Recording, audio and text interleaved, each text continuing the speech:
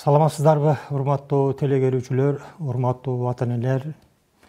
Бүгүн мен сиздер менен азыркы шартта, азыркы учурда, карантин учурунда үйдө балдар менен кандай музыкаларды уксак болот, кандай музыкаларды талдасак болот, кандай музыканы балдар менен сүйлөшүп, ал жөнүндө пикир алмашсак болот деген темада сиздерге кеңешибизди, сунушубузду берели деп турабыз. Эң негизгиси ар бир угуучунун өзүнүн музыкага болгон табити болот эмеспи? Ар бир угуучу ар түрдүү, ар кандай жанрдагы, ар кандай мазмундагы музыкаларды жактырып, ошону угушат. Азыркы учурда биздин үйдө ошол WhatsApp менен интернет булактар аркылуу балдарга билим берүү учурунда окуучулардын балдарды эс алдыруу үчүн кандай музыкаларды уктуруп, аны талдасак болот. Негизи жалпы билим берүүчү орто мектептерде музыка предметинде өзүнүн максаты, өзүнүн милдеттери менен музыка предмети өз учурунда сабакта берилип келе жатат да. Эми мен айтайын дегеним, бул үй шартында ата-энелер менен балдар менен чогулуп музыканы талдоо маселеси. Музыканы талдайбыз дегенде эле анын кандай гармонияда экени, кандай мазмунда экенин талданбай, биринчи ошол угуп жаткан музыканын балага кандай угуп жатат, укканда эмнени түшүнүп атат, эмне жөнүндө ой кетип атат, ошол жөнүндө баарласак да. Мисалы үчүн, балдардын жаккан музыкасы бар. Биз интернет булактарынан алып койсок болот. Мына мен мисал катары Токтогулдун 9 кайрык күүсүн айтайын. Ушуну өзүңүздөр ата-энелер балдарыңыздар менен чогуу бардыгыңыздар, үйдө ким болсо, улуусу да, кичүүсү да бардыгыңыздар ушул 9 кайрыкты угуп көрүңүздөр да, уктуңуздар. Эми суроо болушу мүмкүн. Эмнесин? Анан сиз ата-энелер балдардан сурап койсоңуз. Эмнеси менен бул музыка жакты? Эмнеси менен жакпады? Жакса эмне себептен жакты? Кайсыл жери жакты дегендей да. Бул эмне берет? Биринчиден, бала музыканы угуп атып, ошол уккан музыкасына өзү жаккан жерин айта алат, айтып бергенге аракет кылат. Мүмкүн ал туура эмес айтар да. Ал ошол музыкалык тарыхында жазылган мазмун эмес айтар. Анын темпи, анын ошол угулуп жаткан музыканын ыргагы, жаккан жөнүндө айтышы мүмкүн да. Бул балага эмне берет? Биринчиден, баланы өз эркинче ошол музыкага ой жүгүртүүсүнө, ойломуна, өз оюн айтууга мындай шарт түзүп берет. Ошол музыканы, кандайдыр бир музыканы уктуруп жатканда, 1 минутанын ичинде тынчтыкты кармоо оюнун ойносо, да? Ал кандай болот? Бул мындай учурда музыканы коюп, бардыгыбыз деп, ошол үйдө отурган бардыгы тынчтыкты кармоо. Эч кимизи баспай, эч кимизи 1 минуттан ичинде эч кандай бир үн чыгарбай, музыкага гана көңүл буруп, музыканы гана угуп отуруу. Андан кийин бул музыкага көңүл буруп угуп отуруу, бул ошол баланын музыканы угуп, бүтүндөй өзүн бош кармап, эс алуусуна жардам бергиле болот. Ушул эле багытта балдардын өзүнөн суроо керек. Мисалы үчүн, кана балам айтчы, сага кандай музыка жагат? Тез музыкабы, же акырын ойнолгон музыкабы, же марш музыкабы, же би музыкабы да? Анан бала өзүнүн оюн айтат. Ушул эле учурда сиз өзүңүздүн оюңузду айтып, мага мындай жай мүнөздөгү музыка, же марш мүнөздөгү музыка жагат деп, ошол өзүңүзгө жаккан музыканы коюп берсеңиз. Азыркы заманбап технология менен ырдап жаткан жаш ырчылардын музыкасын деле, да, же болбосо классикалык музыкалардан дагы. Айрыкча менин оюмча классикалык музыкаларды уктуруп, анын атын айтпай эле, азыр интернет бурактарында бардыгында бар, атын айтпай эле, мисалы үчүн Чайковскийдин жыл мезгилдери түрмөгүндө апрель аттуу чыгармасын уктуруп көрсөк да балдарга. Ага айтпай эле балага, ошол отургандардын бардыгына эмнени түшүндүңөр да? Бул өтө жай келген, мындай тамчы, теги жамгырдын тамчыларынын добуштарын берген сыяктуу добуштар берилет да. Ушул сыяктуу өзүнүн оюн бала айта алса, андан кийин сиз өзүңүздүн оюңуз менен толуктасаңыз, бул эмне берет балага? Балага дагы, сизге дагы ошол теги музыка жөнүндө угуп, өз оюн эркин айта алат да, эркин айтып бере алат. Музыканын угуп, анын туура же туура эмес экенинде эмес маселе. Маселе бала музыканы тынч отуруп угуп, өз оюн эркин айтып бергенинде. Кайсы багытта? Жай ойнолгонунда, эмне үчүн музыка жай ойнолду, менин оюм моундай, мен ушун үчүн бул музыканы жайда уктум, жай катары уктум, аны жай темпте уктум же болбосом да. Ушул багытта караганда балада бир канча музыканы угуп жатканда эс алуу болот. Мына азыркы учурда сиздерде үйдө балдар менен сабактарды жасоо, теле сабактарды талдоо, балдарды өз учурунда ушул теле сабактардын теги суроолор, теле сабактардан берип жаткан тапшырмаларды аткаруу маселеси өтө кыйынчылык менен, өтө мындай бир татаалдыкта, психологиялык чыңалууда, ата менен эненин ортосундагы психологиялык чыңалуу, үй бүлөнүн ортосундагы, үйдөгү жашап жаткан бардык тиги үй бүлөнүн мүчөлөрүнүн ортосундагы чыңалуу сөзсүз түрдө мындай бир түшүнбөстүктү алып келет да. Мына ушул учурда музыка бизге жардам берет. Андан кийинки биз, мен өзүмдүн практикамда мындай пайдаланып жүрөм, окуучуларга музыканы уктуруп, анан музыканы угуп аткан музыкаларга боек бергиле депчи. Колдорунда атайын моундай баракчалар болот, андан кийин красканын теги сүрөтчүнүн краскасын же гуачтын жардамы менен боек берип, эмне үчүн мындай боекту бердиң деп да. Музыканы койгондо кээ бирлер сары, көк, кызыл, көпчүлүгү кара түс бербейт да. Ошол боектор жөнүндө айтып, мага могу түс жагат. Мен ушул музыканы ушул жашыл түскө, мисалы үчүн жашыл түс менен боесо, жашыл түскө окшоштурдум. Же болбосо мен музыканы мунугу тиги көк түскө, асмандын түсүнө окшоштурдум деп айтып берет. Бул учурда балада эмне пайда болот? Биринчиден, түздөн түс музыканы угуп атат да, аны кагаз бетине боектор аркылуу, түшүнгөн сыяктуу боектор аркылуу берип атат. Бул учурда балада психологиялык мындай бир теги абал, өзүнүн эркин сезип, өзүнүн ой жүгүртүүсүн бүтүндөй баракка боектор менен жазган жок, тамга менен жазган жок, боектор менен берип атат. Балада музыкага болгон мамилеси, анан кийин психологиялык жактан эс алуусу, борбордук нерв системасына баштап бүтүндөй өзүнүн денесиндеги эс алуусу пайда болот экен да. Мына ушундай жолдор менен мындай бир стресстерден, сабакка даярдануудагы коркуулардан, албетте азыркы учурда түздөн түз эле мектептер жабык болсо, карантин учуру болсо, телевизорду карап эле отуруп сабак өтүп аткан болсо да, бул дагы мындай бир балага кандайдыр бир деңгээлде мындай психологиялык чыңалууну алып келет экен да.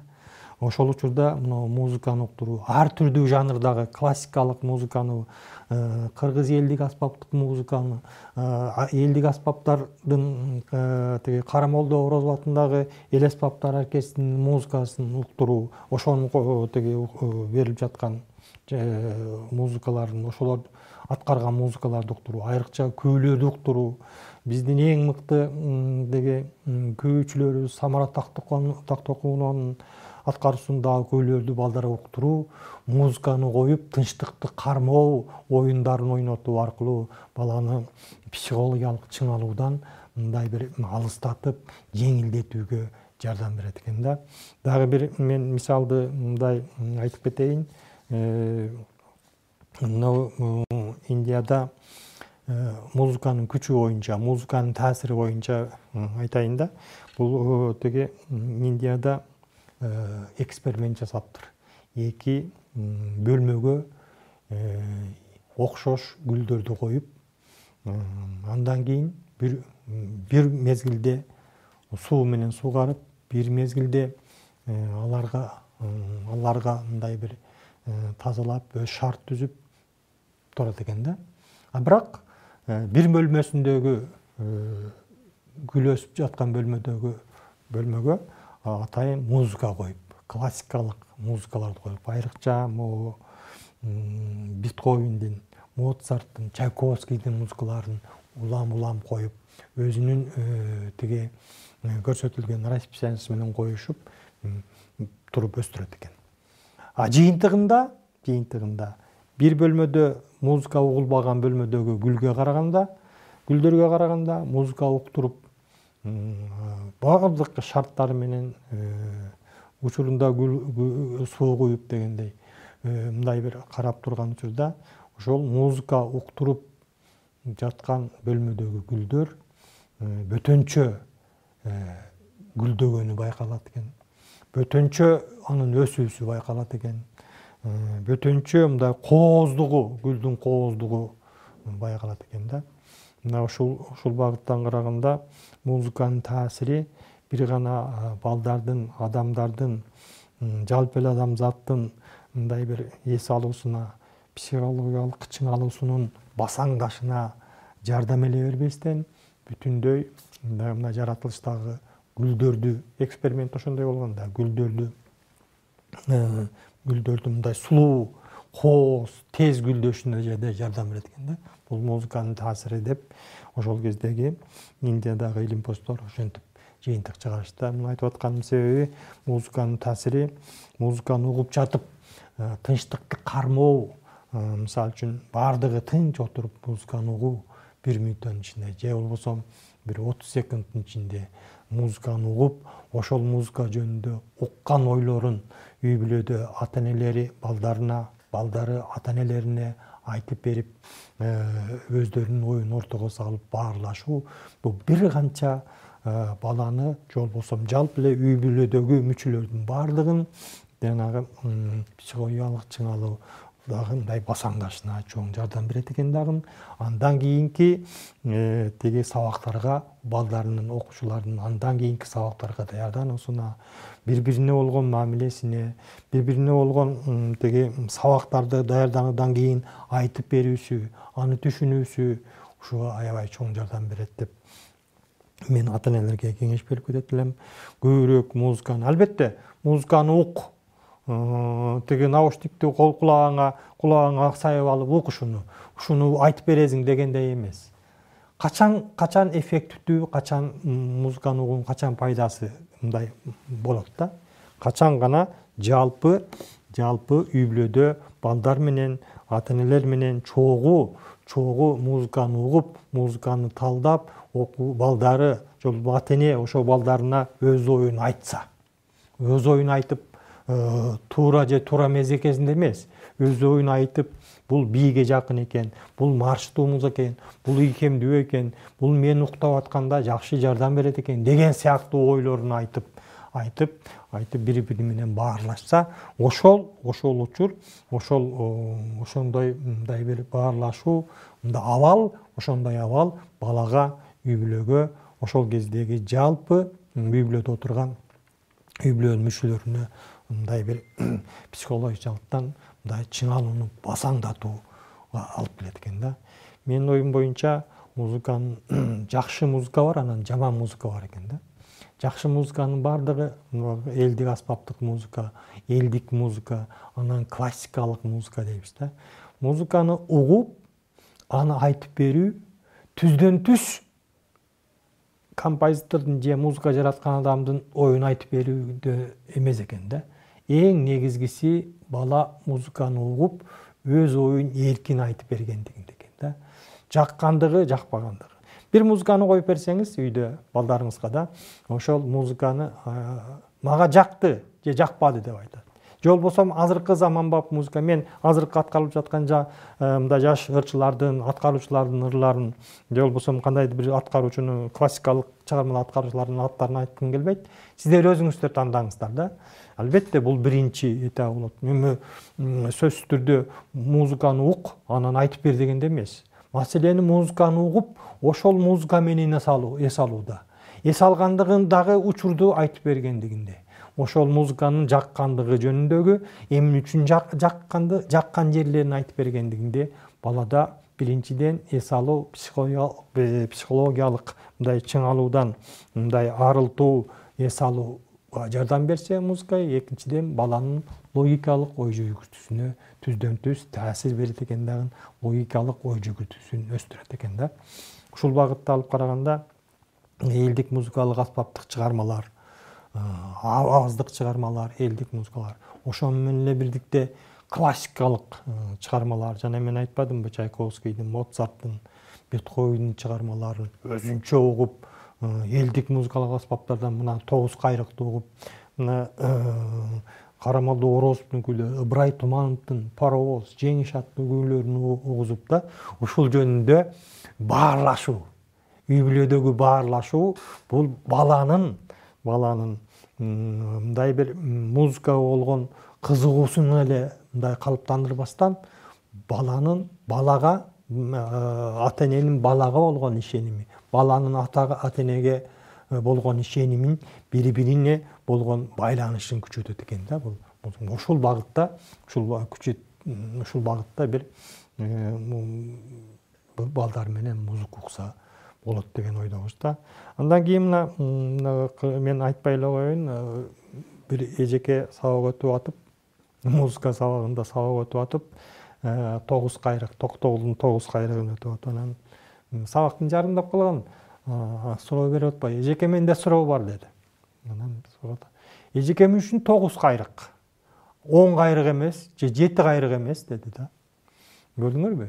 Балдардан мындай суроону күтпөгөн эжеке мындай толук жооп бере албай калды да.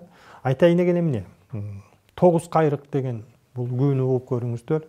Анын 9 оону бар.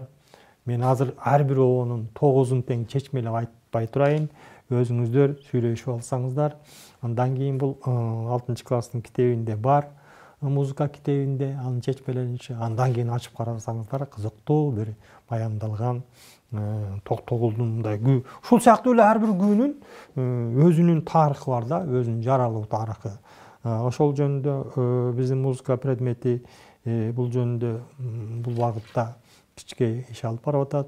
Андан кийин китептерде берилип атат, күнүн тарыхтары боюнча программанын негизинде да. Эми андан кийин балаңызга дагы ата-энелер мындай тапшырма берсе да.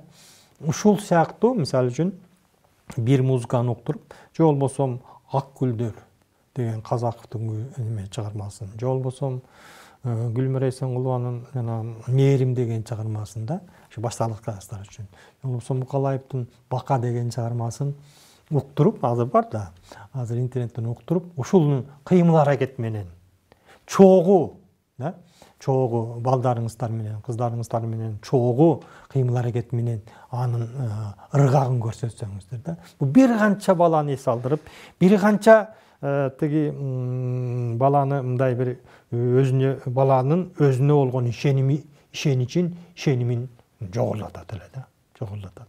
Эмне үчүн? Кантип жогорулатат да?